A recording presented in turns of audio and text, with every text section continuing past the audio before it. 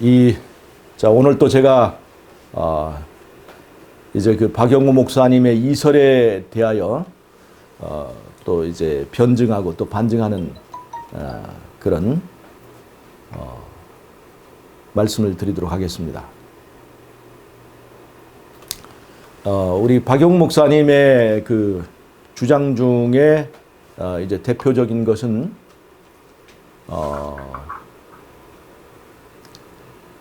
십자가에서 속죄가 이제 끝났다 하는 거예요. 십자가에서. 그리고 십자가에서 구약의 절기가 모두 다 성취되었다. 이렇게 얘기를 하고 있습니다. 왜냐하면 구약의 절기 7개는 봄절기와 가을절기가 있어서 봄절기는 그리스도의 십자가와 예수님의 초림에다 포커스를 맞췄다면 이 가을절기는 심판과 또 예수님의 재림과 관련되어 있는 것으로 우리가 연결할 수 있기 때문에 이 절기들이 십자가에서 다 성취돼 버렸다면 조사심판은 그 근거를 상실하게 되는 거예요. 그래서 오늘 이 시간에 제가 드릴 말씀은 제사제도를 통해서 또 절기의 의미를 통해서 십자가에서 그 속죄가 다 끝났는지 아니면 거기서부터 시작하는 것인지에 대해서 오늘 설명을 드리도록 하겠습니다. 먼저 제가 지금 드리는 이 말씀은 잘 좀 이게 보셔야 될 필요가 있습니다. 우리의 성소의 구조를 보면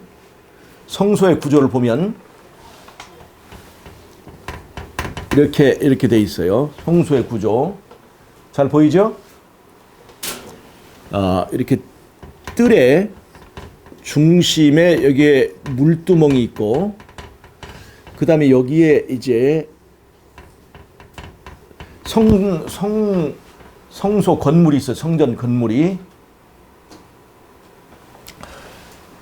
자, 여기에 번제단이 여기 뜰에 있죠. 번제단. 그리고 여기 물두멍.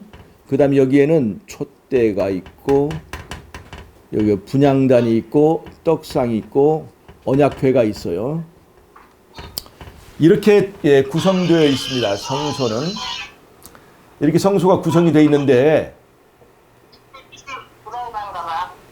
자, 이렇게 성소가 구성되어 있는데요. 자, 이거 보세요.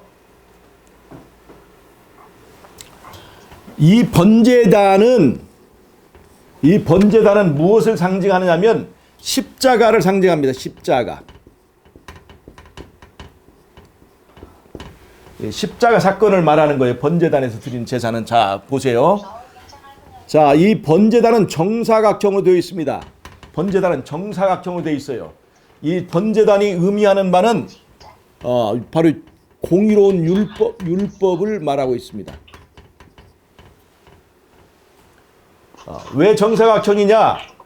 그거는 가로, 세로, 길이가 똑같고 그 다음에 4개의 각이 다 똑같습니다. 각이.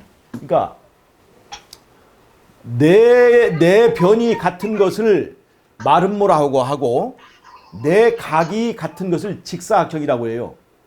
그런데 네 변과 네 각이 같은 것을 정사각형이라고 하는 겁니다. 이거는 조금도 치우침이 없는 공의로운 그 하나님의 율법을 말하는 거예요. 그 율법의 요구를 채우기 위해서 여기다 제물을 바칩니다. 흠없는 제물을 바칩니다. 시끄러운 소리가 나네. 자, 흠없는 제물을 바치는 거예요. 자, 이 제물을 바치는데 이 제물을 거기 태울 때 여기서 뭐가 나오냐면 첫째 빛이 나와요. 이 제물을 태우면 빛이 나오죠. 네, 그 다음에 연기가 나와요. 연기. 즉 다른 말로 하면 여기서 냄새가 나옵니다. 향기가 나와요. 하나님께서 이렇게 제물을 바쳐서 제사를 지낼 때 이것을 향기로운 냄새라고 그랬어요. 다른 말로 하면 향이 나오는 거예요. 그 다음에 자, 여기에서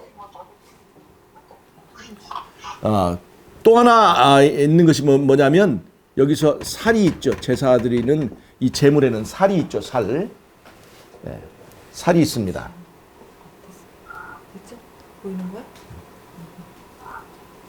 자, 살이 있어요. 살과 빛과 연기. 또 하나 뭐 있냐면 피가 있어요. 피와 살과 그리고 빛과 연기와 향이 있습니다. 자, 그런데 이 번제단 정사각형인 번제단, 즉 율법의 요구에 놓여진 제물이 살과 피와 그리고 빛과 냄새, 향과 이렇게 돼 있죠. 피와 살과 빛과 연기와 향으로 돼 있습니다.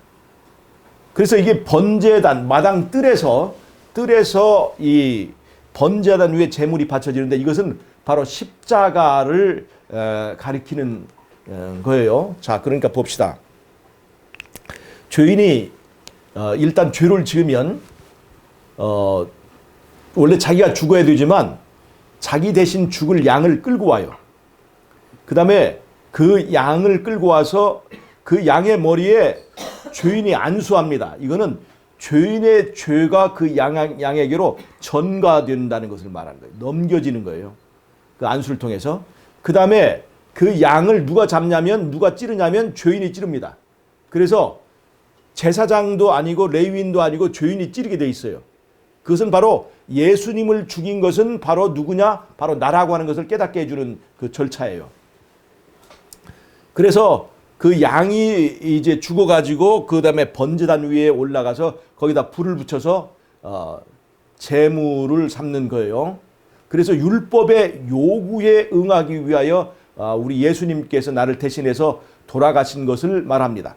그런데 이것이 바로 십자가 사건이에요. 이게 그 사건적으로 말하면 이게 십자가인데 여기서 끝나는 것이 아니에요. 제사 여기서 번제단에서 그냥 제물을 불태워버리고 그걸로 끝나는 게 그것이 아니에요. 거기서 피를 가지고 제사장이 어디로 들어가냐면 바로 이제 두 번째 단계인 이 성소 봉사로 갑니다. 피가 성소 안으로 들여져 가는 거예요. 이 말은 이 피는 더럽게 하는 것이 아니라 정결케 하는 거죠. 어떤 사람이 왜 그리스도의 그 양의 피가 성전을 더럽게 하느냐? 엄밀히 말하면 피가 더럽게 하는 것이 아니고 그 피는 죄를 지금 나르고 있는 거예요. 죄와 함께 들어가는 거예요. 그래서 그 피가 나르고 있는 그 죄가 성전을 더럽게 하는 거죠. 그래서 피가 더럽게 한다는 것은 개념이 잘못된 거예요. 아까 그 양에게 안수했기 때문에 그 안수한 양의 피가 그 죄를 지금 안고 가는 거예요. 안고 가서 그 죄가 더럽히는 거지 피는 성전을 더럽히게 하는 것이 아니라 죄를 정결케 하는 거죠. 자, 그러면서 성전 안으로 들어가서 성소 단계와 지성소 단계의 2단계 절차를 이제 통과하게 됩니다. 1단계가 뭐냐? 잘 보세요. 이 번제단이 정사각형이죠. 그건 공의로운 율법을 나타내는 겁니다. 자, 그런데 이 성소의 과정에서 보면 이 정사각형으로 되어 있는 것이 또 있는데 이것이 바로 이게 지성소입니다.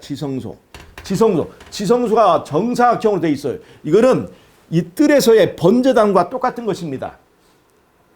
자, 지성소 안에 뭐가 있죠? 언약궤가 있죠. 율법이 거기에 있죠. 그래서 정사각형인 지성소는 바로 번제단이 성전 안으로 옮겨져 있는 것과 똑같은 거예요. 자, 그 다음에 성소칸에는 뭐가 있느냐? 성소칸에는 잘 보세요. 제물의 요소들이 나눠져 있습니다. 여기 제물의 빛은 성소의 촛대로 나와 있고, 그 다음에 제물을 불태울 때 나타나는 향, 냄새, 연기는 바로 이 분향단의 향으로 와 있습니다. 자, 그 다음에 번제단의 살은 여기 떡상에 떡으로 와 있습니다. 그리고 제물의 피는 이 분향단 뿔에 발려지게 됩니다. 그래서 성전 안에 있는 떡상과 촛대와 그리고 분향단은 바로 번제단 위에서 죽임을 당한 그 제물의 살과 피와 그리고 빛과 그리고 연기, 향, 그 요소들을 그대로 가지고 있는 거예요. 즉 다른 말로 하면 번제단의 이 제단은 이 지성소가 지금 나타내고 있고, 그 다음에 성소 안에 있는 이 떡상과 그 다음에 촛대와 그 다음에 분향단에 있는 것들은 바로 제물의 요소를 나누어서 그 앞에 배설한 거예요. 진설한 거예요. 즉, 이 성소와 지성소를 이렇게 딱 세워놓으면 그대로 분향단의 번제단, 뜰의 번제단의 내용과 똑같이 됩니다. 이 말은 무슨 말이냐면 예수님께서 번제단에서 자신을 제물로 바친 다음에 그 공로를 가지고 하늘에 가셔서 하늘 성소로 들어가셔서 그분의 공로인 이 살과 피와 그 다음에 냄새와 향기와 그 다음에 빛을 이 율법인 지성소 앞에 나열해 놓고 자기의 공로, 그 값을, 모든 사람을 위하여 값을 다 치렀죠.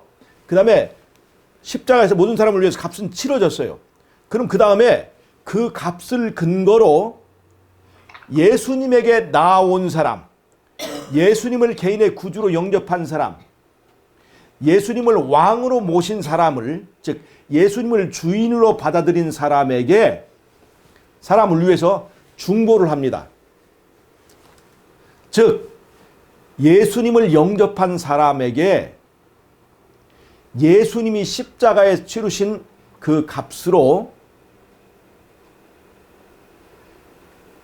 예수님께 십자가에서 값을 치렀으니까 그 효력이 이 사람에게 적용이 되어서 이 사람에게 죄 용서와 부활을 허락해달라고 하는 재판을 청구하는 거예요. 재판을. 그럼 재판을 청구하는 거죠. 그럼 재판을 청구해가지고 그것을 이제 공식적으로, 법적으로 그것을 이제 선언하는 날, 선언하는 그 재판날, 재판을 그 개정하는 날이 있는데 그것이 바로 대속주일이에요. 대속주일. 그래서 대속주일에는 예수님의 공로와 함께 누가 예수님을 영접해서 예수님의 공로가 적용되는가, 예수님의 중보에 의해서 누가 예수님의 십자가의 보혈의 공로가 적용되어서 법적으로 구원받았다고 선언이 되는 그 판결이 이제 내려지는 거예요. 그래서 그런 절차를 이 제사 제도가 보여주고 있습니다. 첫 번째, 뜰에서 이 제물은 죽습니다. 그리고 그 제물의 피가 성소 안으로 옮겨져서 성소 단계, 지성소 단계를 적는데, 그 성소 단계는 뭐냐면 재판을 청구하는 거예요. 그리고 그 재판을 청구하는 것에 의하여 그들에게 이제 그 재판이 이제 그 개정되는 날인데, 그 재판하는 날인데, 그것이 바로 1844년 2300주야가 이제 맞춰지는, 그때 열려지는 바로 대속주일 이제 심판이라고 하는 거예요. 이것이 우리가 제사 제도를 통해서 볼 수 있는 얘기입니다. 즉 여기서 볼 수 있는 것은 번제단 뜰에서 그 사건이 다 끝나지 않는다는 거예요. 거기서부터 그 공로를 가지고 성전 안에 들어가서 2단계의 그 과정을 거쳐서 속죄가 이루어지는 것을 볼 수가 있는 거예요. 이것이 바로 제사 제도를 통해서 우리가 볼 수 있는 교훈입니다. 이 박영 목사나 또는 이상구 박사나 이런 사람들이, 이런 분들이, 이런 이설을 전하는 분들이 말하는 것처럼, 또 개신교에서 가르치는 것처럼 십자가에서 속죄가 다 끝났다. 그 다음에 무슨 심판이 있느냐? 여러분, 속죄가 다 끝나고 죄가 끝났으면 왜 우리는 아직도 죄를 품고 살고 있는 것입니까? 왜 우리는 아직도 죄가 끝나지 않은 거예요? 여러분, 이것은 왜 그렇습니까? 자, 믿기만 하면 구원받는다? 틀린 말이 아니죠. 믿기만 하면 구원받습니다. 그런데 문제는 믿음이 변한다는 얘기예요. 우리 믿음이 변하지 않아요? 믿음이 변하잖아요. 우리의 선택이 변하잖아요. 내가 변한다는 것입니다. 왜 변하는 거예요? 하나님께서 우리에게 그걸 변할 수 있는 자유를 줬기 때문에 그렇습니다. 선택할 수 있는 자유와 변할 수 있는 자유를 주셨어요. 그것이 바로 자유의지의 문제입니다. 하나님께서 일방적으로 우리를 구원하실 수 없어요. 일방적으로 우리를 천국으로 끌고 갈 수 없습니다. 그래서 우리에게 선택할 수 있는 자유와 변할 수 있는 자유를 주신 거예요. 자, 그러면 내가 예수님을 믿었다고 하지만 그 믿음이 정말 하나님께서 인정하실 만한, 예수님께서 인정하실 만한 그런 믿음이 인지 아닌지를 판단해야 되겠습니까? 안 해야 되겠습니까? 이제 산상설교에 보면 이제 어떤 사람들이 나와서 그렇게 얘기해요. 내가 귀신도 이제 쫓아냈고 병도 고쳤고 이런 일들을 했는데, 그래서 내가 주의 이름을 많이 불렀는데, 그래서 주님을 믿는다고 했는데, 그때 주님께서 말씀하셔요. 나더러 주여 하는 자마다 다 구원을 받는 것이 아니라고 그랬어요. 말씀대로 사는 자, 그 다음에 그 말씀대로 실천하는 자, 행위하는 자, 행동하는 자가 이제 그 예수님께서 인정하는 이제 그 반석 위에 지은 집과 같은 그런 믿음을 가진 사람이라고 그랬습니다. 예수님께서 뭐라고 말씀하셨어요? 너희가 인자의 날에 믿음을 보겠느냐, 그렇게 얘기했어요. 그러니까 내가 말하는 믿음이 예수님께서 인정하시고 하늘 성소에서 통하는 믿음이 될지는 그것은 아무도 모르는 것입니다. 그렇게 그 믿음이 진정으로 내가 구원을 받을 만한 믿음인지 아닌지를 공의롭게, 심지어 사단마저도, 심지어 멸망받는 사람들, 다른 그 사람들조차도 인정할 수밖에 없는 공정한 구원이 될 수 있도록, 이제 그 심판해 주는 것이 바로 하늘 성소의 심판이라고 하는 것입니다. 여러분, 우리가 이런 구조를 통해서 보면 십자가에서 구원이 끝난 것이 아니라 십자가를 통해서 법적인 절차가 바로 진행되는 것을 우리가 볼 수가 있는 것입니다. 그리고 이제 이 박영호 목사나 이제 데스몬드 포드 같은 사람의 문제를 제기하는 것은 다니엘서 7장이나 다니엘서 8장에 말하는 심판은 성도에 관한 심판이 아니라 성도를 괴롭히는 작은 뿔이나 바벨론, 막 그런 세력에 대한 심판이라고 하는 것이죠. 예? 그런데 내가 지난번에도 여러 번 제가 말씀드렸지만, 성도를 괴롭히는 심판, 성도를 핍박하는 심판에 대한 그 심판, 즉 신원하시는 심판, 성도를 위해서 원수 갚는 그 심판과 성도의 구원은 한 덩어리라고 제가 말씀을 드렸습니다. 내 구원이 내가 예수님의 백성이냐 아니냐, 내가 예수님의 백성이라는 것이 내 구원과 예수님의 중보를 통해서 확정되어야만이 나를 핍박하고 나를 이제 죽이려고 하는 그런 사단의 또 작은 뿔의 그 죄를 신원할 수 있는 근거가 된다는 것입니다. 즉 예수님과 사단 사이에 나를 두고 소유권 전쟁이 붙었어요. 사단은 왜 나를 핍박하는 거예요? 나에 대한 소유권 때문에 그렇습니다. 사단이 나를 핍박할 수 있는 권리는 내가 그 사단의 소유, 죄의 노예라면 사단의 주장이 맞는 거예요. 사단의 노예이기 때문에 때릴 수도 있고, 말 안 들으면 때릴 수도 있고, 말 안 들으면 핍박할 수도 있고, 말 안 들으면 죽일 수도 있는 거예요. 도망가면. 자, 그런데 내가 만약에 예수님의 핏공로 때문에, 또 내가 예수님을 믿고 예수님을 받아들였기 때문에 사단의 백성이 아니고 예수님의 백성이라는 것이 입증이 되기만 하면 내가 예수님의 백성이고 사단의 백성이 아니기 때문에 사단이 나에 대하여 하는 그 잘못된 그 행동들은 그때서야 법적으로 신원이 될 수 있는 이 조건을 갖추게 된다고 하는 것입니다. 자, 이제 그 다음에 이제 제가 절기 문제를 오늘 말씀을 드리겠습니다. 절기.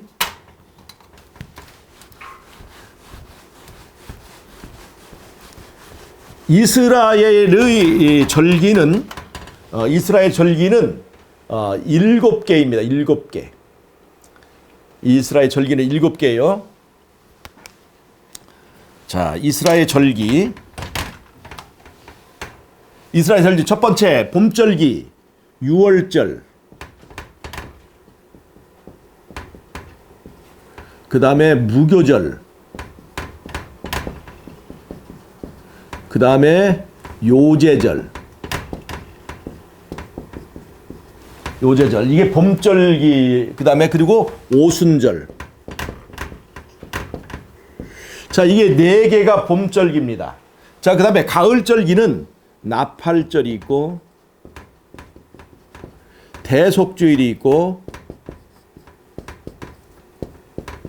그 다음에 초막절이 있습니다. 이렇게 해서 7개의 절기가 있는 거예요. 7개의 절기가. 여러분, 이 절기는 이스라엘이 출애굽하는 과정과 관련이 있습니다. 이스라엘 출애굽하는 과정에 이 절기를 보면요, 6월절은 이스라엘이 이제 애굽에서 탈출할 때 이제 장자를 치는 재앙과 관련이 되어 있죠. 이스라엘의 그 애굽의 모든 장자가 침을 받을 때, 그 다음에 문 설주와 그 다음에 문 인방에다가 이 양의 피를 바른 그 집은 죽음의 사자가 지나가서 그 장자가 죽지 않게 되는 그것이 바로 이스라엘의 유월절의 유래입니다. 이것은 바로 십자가의 희생을 말하는 거예요. 십자가예요. 유월절이 말하는 것은 십자가입니다. 그런데 지금 박영호 목사나 뭐 이런 사람들이 지금 얘기하고 있는 건 뭐냐면 십자가에서 이미 대속주일까지 적용이 다 돼버렸다 하는 얘기예요. 이것이 정말 그런지를 알기 위해서는 우리가 절기에 대해서 좀 알아볼 필요가 있습니다. 이 7개의 절기는 지금 뭘 말하냐면 첫 번째 유월절은 십자가 사건입니다. 그리고 무교절, 이스라엘이 떠날 때에 이제 밀가루를 발효시킬 시간이 없이 밀가루를 그냥 누룩 없이 그냥 반죽해가지고 바로 메고 나갔죠. 그리고 이 무교절에는 이 무교병과 또 쓴 나물을 먹습니다. 이것은 바로 이스라엘 사람들이 애굽을 나와서 바로 가나안에 간 것이 아니라 광야에 있으면서 누룩 없는 떡을 먹고 그 다음에 그들이 경험하는 쓰디쓴 경험을 말하는 것이 바로 쓴나물이 상징해 주는 거예요. 이 무교절은 일주일간 이렇게 하는 건데 그 일주일 기간은 이스라엘의 광야 기간을 나타내는 겁니다. 자, 이스라엘 백성은 출애굽하면서부터 누룩 있는 이제 그 떡을 가지고 가지 못해서 그 다음에 그들이 이제 거기서 무교병을 먹게 된 거죠. 그 다음에 하늘에서 이제 만나가 내려와가지고 하늘에서 만나가 내려가지고 그 만나에는 누룩이 있을까요, 없을까요? 만나에 누룩이 없겠죠. 그래서 이 누룩 없는 떡은 바로 오염되지 않은 이제 하나님의 말씀을 이렇게 나타내는 것입니다. 죄 없는 그 말씀과 기별을 말하는 거예요. 자, 그걸로 이제 살게 되었습니다. 자, 그것이 바로 무교절이고 예수님은 십자가에서 유월절에서 십자가를 이루시고 무교절 그 명절에 해당되는 그때 무덤 속에서 이 무교절을 지키셨습니다. 자, 그 다음에 있는 것이 요제절입니다. 요제절. 이 요제절은 이 요제절은요, 바로 이제 그 무교절의 예를 들자면 6월절이 금요일이라면 무교절 안식일 지나고 바로 첫째 날, 바로 만약에 금요일이 6월절이었다면 이제 일요일 되는 그때에 첫 단, 그 당시에 보리 추수의 첫 단을 하나님께 흔들어서 드리는 건데, 그건 바로 부활의 첫 열매이신 예수님의 부활을 상징하는 사건이에요. 그래서 첫 번째 열매를 드리는 것입니다. 근데 예수님이 꼭 금요일에 돌아가셨다는 거 아니에요. 예를 들자면 그렇다는 겁니다. 만약 금요일에 돌아가셨다면 요제절은 일요일이라 이거예요. 그 일요일에 그 보리가 이것을 막 익어가는 때인데, 그때 첫 단을 하나님께 드리는 것입니다. 그건 바로 예수님의 부활을 상징하는 거예요. 근데 이스라엘의 출애굽 경험에도 그런 것이 있었습니다. 그들이 유월절 사건을 겪고 그 다음에 무교병 그다음에 그 무교병을 그 이제 가지고 밀가루 반죽되지 않은 그 발효되지 않은 그 밀가루를 가지고 나와서 그 다음에 출발했는데, 그들이 어떤 사건을 겪게 되냐면 홍해를 지나게 됩니다. 홍해. 그 홍해는 예수님에게 부활 사건이 있다면 이스라엘이 그 부활을 경험하는 거예요. 죽었다가 살아나는 경험을 하게 되는 겁니다. 그래서 이 요제절은 이스라엘 경험에서 바로 홍해를 건너는 사건을 말하는 거예요. 이 요제절은 부활, 죽었다가 이스라엘 전체가 죽었다가 살아나는 기적적인 그 경험이 바로 홍해를 건너는 사건과 연결이 되어 있습니다. 그 다음에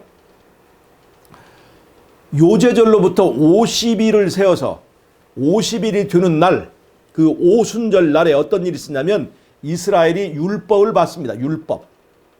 이스라엘 율법을 받게 돼요. 그래서 율법을 받게 되므로 이스라엘이 합법적인 국가가 이제 성립이 되는 거예요. 제헌절이 이스라엘의 제헌절, 율법을 받은 날입니다. 그리고 예수님은 그 오순절 되는 날에 하늘 성소에 정식으로 대제사장으로 취임하시고 그 다음에 선물로 성령을 주셨습니다. 그것이 바로 오순절 성령입니다.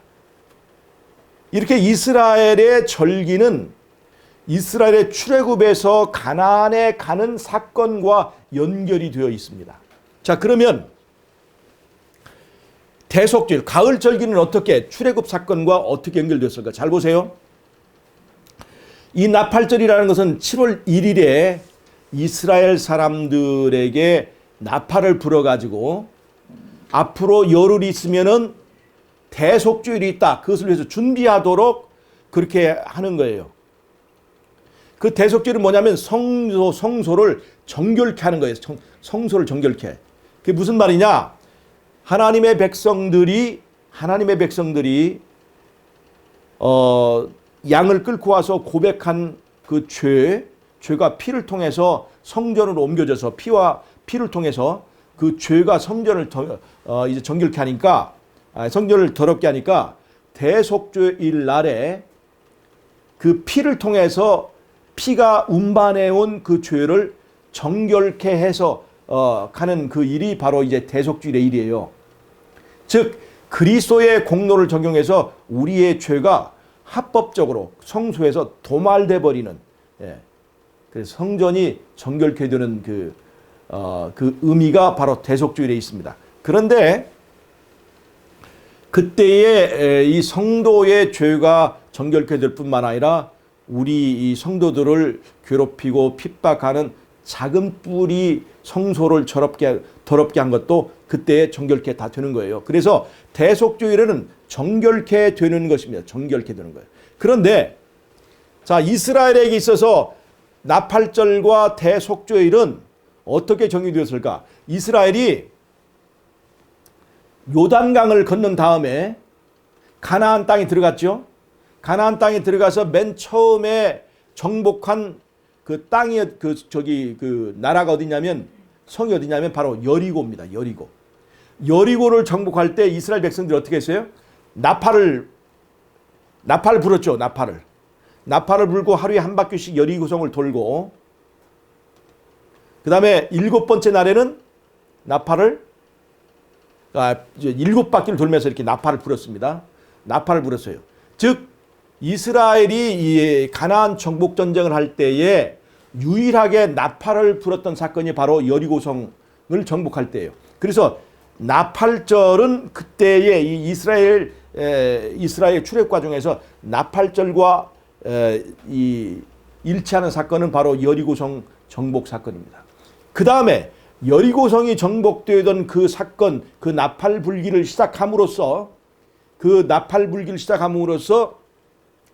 가나안 땅을 정결케 하는, 즉 가나안 땅에 있는 그 가나안 족속들을 몰아내고 가나안 땅을 정결케 하는 것이 바로 이스라엘 정복 전쟁입니다. 가나안 전쟁이에요. 가나안에서 이 가나안 족속들을 몰아내서 그 가나안 땅, 이스라엘 땅을 정결케 하는 일이 있었습니다. 그것이 바로 이 대속주일의 사건과 의미가 일치하는 사건이라고 볼 수 있어요. 그 다음에 이스라엘이 가나안 땅을 다 정복하고 그 다음에 가나안 땅에서 승리를 거둔 다음에는 그 다음에 이스라엘이 그 가나안 땅에서 이제 안착하게 되었습니다. 그 가나안 땅에서의 승리와 그 다음에 거기에 이제 안착하게 된 것을 기념하는 것이 바로 초막절이에요. 초막절. 그랬으므로 잔치를 벌이는 게 초막절인데, 그 초막절은 이제까지 이스라엘 백성들이 고생했던 그 초막을 짓고 가나안의 그 광야를 지나면서 그렇게 살았던 것을 기념하기 때문에 그때 초막을 짓고 그렇게 하는 거예요. 초막절은 이미 모든 전쟁이 끝나고 이제 승리했기 때문에 그들이 이제 과거에 하나님께서 그 이스라엘을 구하신 것을 기념하는 그 사건입니다. 그 절기예요. 자, 그러면 제가 이 절기를 지금 설명했는데, 이 절기는 1년에 순서가 있습니다. 1년에 순서가 있는 것을 제가 알 수가 있죠. 6월절로 이스라엘의 구원이 다 거기서 끝났어요. 6월절로 이스라엘 구원은 시작한 거예요. 애굽을 떠나는 구원은 거기서 이루어졌어요. 그러나 이스라엘의 구원은 확정되지 않았습니다. 요단강을 건너서 그들이 가나안 전쟁을 다 끝날 때까지 이스라엘 전쟁은 끝나지 않았고, 이스라엘의 그 구원은 끝나지 않았고, 그 다음에 그들이 광야에 있을 때는 언제든 돌아갈 수 있는 거예요. 언제든 돌아갈 수 있는 거예요. 그래서 확정이 되지 않은 거예요. 그래서 이 절기를 통해서 보는 것은 6월절이 십자가 사건을 말한다고 한다면 구원은 십자가에서 시작한 것이지 십자가에서 모든 절기가 다 거기서 완성됐다거나 적용됐다고 볼 수가 없는 겁니다. 자, 그런데 이 박영호 목사님은 십자가에다가 6월절 사건을 적용하고 함께 동시에 대속주일도 그때 다 거기서 끝났다 이렇게 얘기를 해요. 이거는 절기의 의미를 그분이 올바르게 이해를 하지 못한 데서 나오는 것입니다. 6월절의 십자가의 희생을 바탕으로 그 출애굽이 있었던 것처럼 이스라엘의 구원도 그런 과정을 거치는 것이에요. 그래서 우리가 십자가에서 예수님께서 이제 죄로에서 승리하시고 우리를 위한 속죄를 그분이 할 역할에 대해서 완성하셨습니다. 그러나 그것은 구원의, 즉 속죄, 용서에 대한 제공이지 거기서 내 개인의 구원이 완성된 거 아니에요. 구원의 완성은 내가 예수님을 믿고 예수님을 영접해서 그 다음에 그것이 하늘 법정에서 인정되어서 내 죄가 법적으로 다 되는 그 절차를 밟기까지는 그것이 완성되지 않았다고 하는 거예요. 그 다음에 내가 예수님을 영접했다 할지라도 내 죄가 끝났습니까? 지금 내 죄가 끝났어요? 내 죄가 않고 지금도 진행되고 있잖아요. 이거는 예수님의 십자가의 그 공로가 불완전해서입니까? 아니면 내 믿음이 아직 불완전해서입니까? 바로 그것은 내 믿음이 내 선택에 의해서 이렇게 변질되고 이렇게 불완전하게 되고 있는 거예요. 그래서 아직도 내가 죄가 남아있는 것이지, 박영우 목사가 무슨 얘기하는 대로 무슨 개인적인 속죄가 따로 있고 역사적인 속죄가 따로 있고 하는 그런 얘기는 그건 말도 안 되는 얘기입니다. 자, 제가 오늘 이제 절기를 말씀드렸는데요. 자, 절기와 절기에 대해서 또 우리가 알아야 될 것이 있습니다. 예수님의 제사장으로서의 봉사는 두 가지가 있습니다. 하나는 해마다의 봉사가 있고요. 하나는 해마다의 봉사가 있고요. 해마다의 봉사가 있고, 하나는 매일의 봉사가 있습니다. 매일의 봉사가 있어요. 해마다의 봉사가 있고 매일의 봉사가 있어요. 해마다의 봉사를 우리가 말할 때는 그것을 대속주일에만 적용하는 경향이 있습니다. 이 해마다의 봉사를 대속주일에다 적용하는 건 왜 그런가 하면, 사실 해마다의 봉사는 1년에 한 번씩 있는 그 절기를 말하는 것입니다. 예를 들자면 유월절도 1년에 한 번 있죠. 무교절도 1년에 한 번 있죠.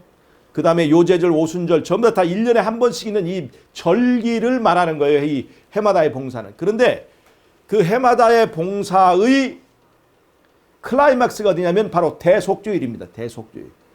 그래서 대제사장이 다른 모든 봉사는 일반 제사장에 다 위임해서 일반 제사장들이 일을 합니다. 그 다음에 그러나 대속주일만큼은 대제사장이 직접 이제 봉사를 해요. 그래서 이제 이 대속주일 봉사를 해마다의 봉사로 이제 얘기를 하지만 그거는 대표적인 것일 뿐이고, 원래 이 7절기가 다 해마다의 봉사에 해당되는 겁니다. 이 해마다의 봉사는 뭘 말하냐면, 이 해마다의 봉사는요, 예수님이 이스라엘 전체를 대표해서 십자가에 죽으시고, 유월절 이스라엘 전체를 대표하는 그 죄값을 하늘 성소에서 하나님 앞에 제출하시고, 이스라엘 전체를 대표해서 대제사장으로 서셔서 중보하시는 것을 말합니다. 해마다의 봉사, 이 절기는요, 이스라엘 전체를 대표해서 하시는 그리스도의 절차를 말합니다. 예수님께서 십자가에서 죽으시는 사건을 이 땅에서 하셨지만, 그 다음에는 예수님이 어디에서 하셨어요? 하늘 성소로 가셔서 그 절차를 진행하시는 거예요. 이거는 내가 믿든지 안 믿든지, 내가 예수님을 받아들이든지 안 받아들이든지 예수님께서 이 절차를 순서대로 진행을 하세요. 그런데 내 구원은 어디에 달렸느냐? 바로 매일의 봉사에 달려 있습니다. 매일의 봉사는 성소에서 날마다 매일매일 드리는 상번제, 매일매일 드리는 상번제예요. 그거는 절기가 있는 때든지 대속주일이 있는 때든지 어느 때든지 드리는 상번제입니다. 그 다음에 또 하나는 나 개인이 죄를 지었을 때 언제든지, 그날이 대속주일이든지 그 다음에 유월절이든지 유월절 아닌 날이든지 어느 때든지 양을 가지고 와서 제사를 드릴 수 있는 거예요. 속죄 제사를 드릴 수 있는, 바로 그 제사를 위해서 제사장들이 대기하고 있습니다. 그것이 바로 이 제사장의 매일의 봉사에 해당되는 거예요. 원래는 이것은 일반 제사장들이 하지만 이것은 원래는 이 대제사장의 권한인데 그것이 위임받아서 하는 거죠. 그래서 이 매일의 봉사는 무엇을 말하냐면 나와 예수님과의 개인적인 관계를 말합니다. 내가 예수님을 개인적인 구주로, 개인의 구주로 영접하는 사건을 말합니다. 내가 예수님을 믿음으로 예수님을 이제 받아들이는 것을 말하는 거예요. 예수님과 나의 1대1의 관계입니다. 그래서 이거는 예수님이 십자가에 돌아가시던 때기 전이든지 후든지 모든 시대에 다 허락된 거예요. 내가 예수님을 개인의 구주로 영접하고 예수님과 1대1 개인의 관계를 맺는 것은 십자가가 있는 그때뿐만 아니라 대속줄이 있는 그때뿐만 아니라 어느 때든지 어느 시대든지 다 이제 이 문이 열려져 있습니다. 그래서 예를 들자면 아담 시대는 예수님이 오시기 전 4,000년 전이지만 그때도 예수님을 개인의 구주로 영접할 수 있는 길이 열려져 있습니다. 그리고 예수님이 돌아가신 지 2000년이 지난 이 시대, 우리가 사는 시대에도 우리는 예수님의 매일의 봉사 때문에 우리가 예수님을 개인의 구주로 영접할 수가 있게 됩니다. 자, 그럼 우리는 어떻게 구원을 받느냐? 해마다의 봉사를 통해서 예수님은 모두를 위하여 죽으시고 모두를 위하여 값을 치르셨습니다. 그런데 모두를 위하여 값을 치렀지만 모든 사람이 다 구원받는 것이 아니죠. 어떤 사람에게 구원을 받아요? 예수님의 매일의 봉사를 통해서 예수님을 개인의 구주로 영접한 사람에게만 그 십자가 효력이 적용되게 되어 있습니다. 자, 이해가 가시죠? 해마다의 봉사는 예수님께서 전체를 위해서 값을 치르고 그 다음에 그 순서들을 진행하는 거예요. 그런데 매일의 봉사는 나와 예수님의 개인적인 관계예요. 그래서 예수님이 모든 사람을 위해서 값을 치렀는데 그 중에 어떤 사람에게 예수님의 그 보혈의 공로가 적용될 것인가를 대하여 심사하는 일이 반드시 있어야 되는 거예요. 즉 해마다의 봉사와 매일의 봉사가 맞아떨어지는 날이 있는데 그것이 바로 언제냐? 그것이 바로 대속주일이라는 겁니다. 자, 이해가 가시죠? 그래서 심판은 반드시 있어야 되는 거예요. 이 절기의 관계를 통해서 볼 때 해마다의 봉사와 매일의 봉사는 결산을 봐야 된다는 거예요. 결산을. 그것을 말해주는 것이 이 절기의 제도, 절기 제도와 그리스도의 성소 봉사의 두 역할, 해마다의 봉사와 매일의 봉사 그 두 역할의 두 봉사의 그 상관관계를 통해서 우리가 볼 수 있는 것입니다. 자, 이해가 가시죠? 자, 그러면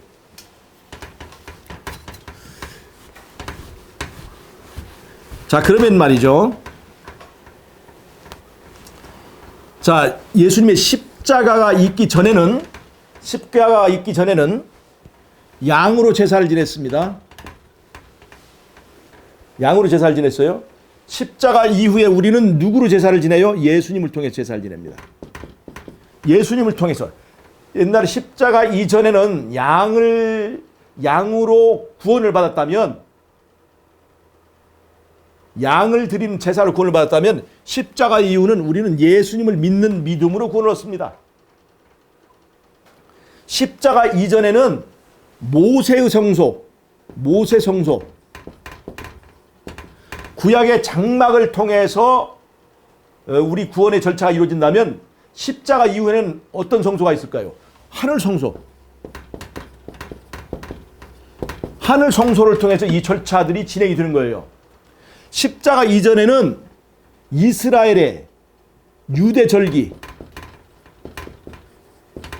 유대절기를 지킨다면 이제 십자가 이후에는 이 절기들을 지킬 필요가 있을까요? 없을까요?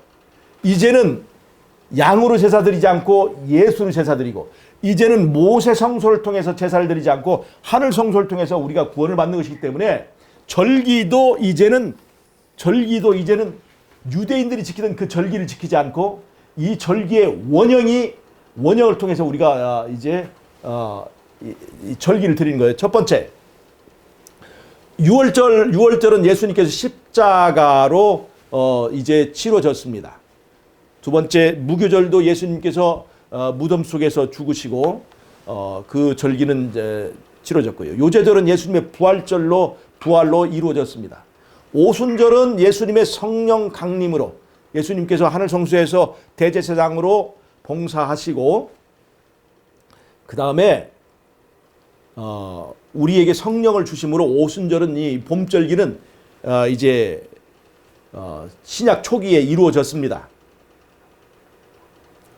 그 다음에 이제 가을 절기는 이제 세 개의 절기 남았죠.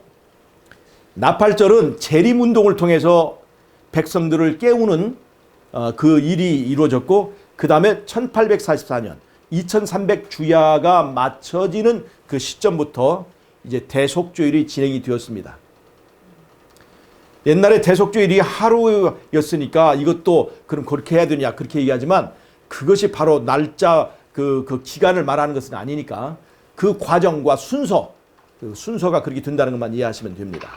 1844년부터 바로 그 대속죄일이 이루어지는데, 지금까지. 그 다음에 그 대속죄일이 끝나면 이제 구원받는 사람이 확정되고, 예수님이 오셔서 우리를 핍박하는 그 원수의 세력들을 에 대하여 신원해 주십니다. 오셔서 불로 다 살르고 그 짐승과 거짓 선지자와 그 다음에 용도 잡히게 되고 하는 그런 일들이 예수님 재림하셔서 그런 일이 이루어지고, 그리고 나서 우리는 하늘에 가서 1000년 동안 초막절을 지킵니다.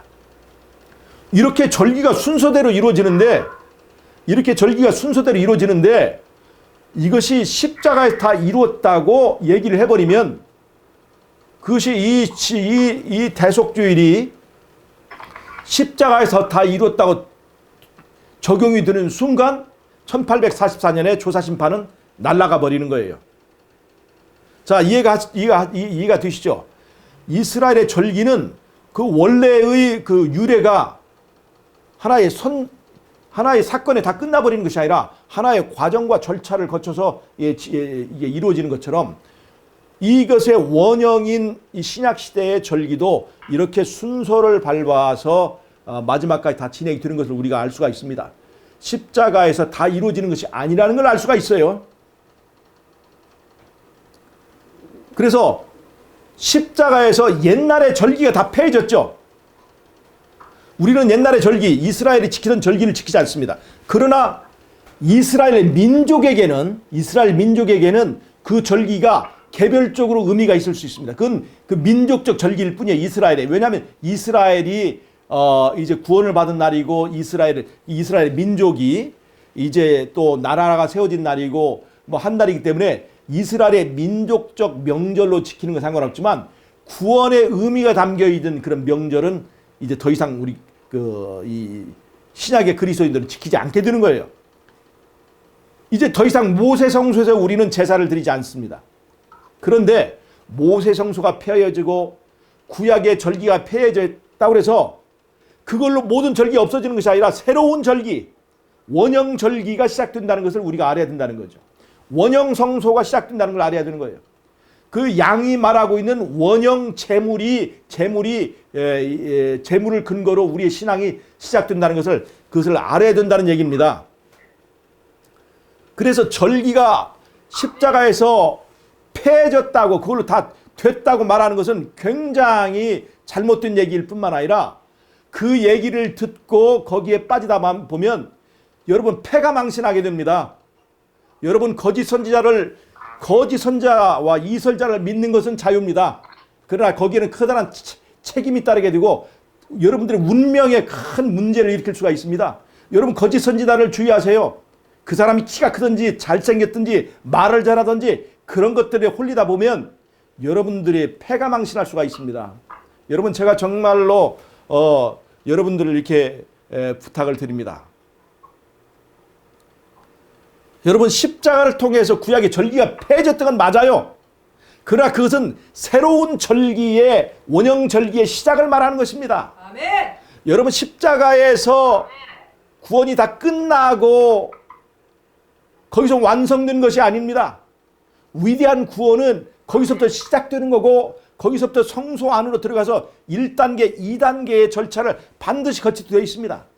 왜 이렇게 하냐면, 이런 단계를 거쳐서 우리를 구원해 주시면서 우리의 구원이 더 완벽하고 변함없이 모든 하늘 천사들에게 인정받고 우주의 모든 거민들에게 인정받고, 심지어 사단마저도 우리를 탈잡을 수 없도록 그렇게 하기 위하여, 그래서 우리 개인의 구원뿐만 아니라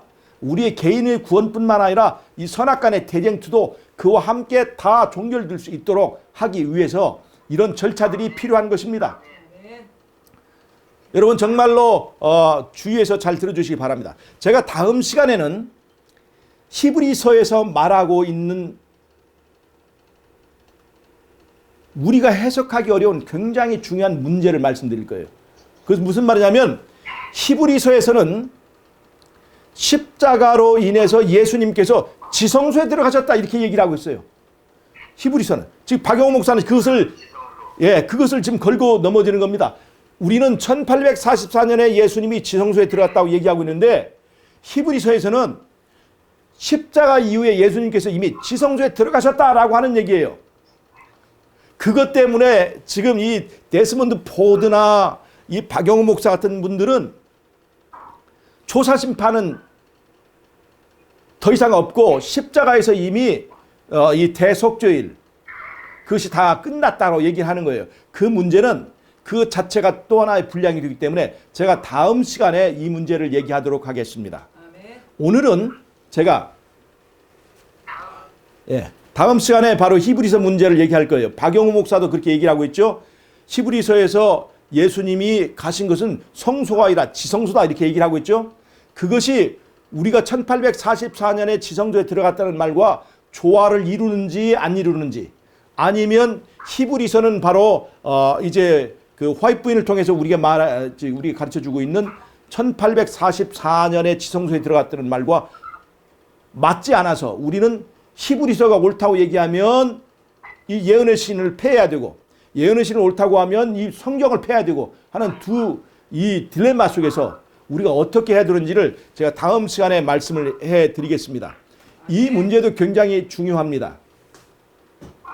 그래서 오늘은 우리가 절기가 폐해졌다는 것을 의미, 십자가에서 절기가 폐해졌다는 의미를 제가 오늘 설명을 했습니다.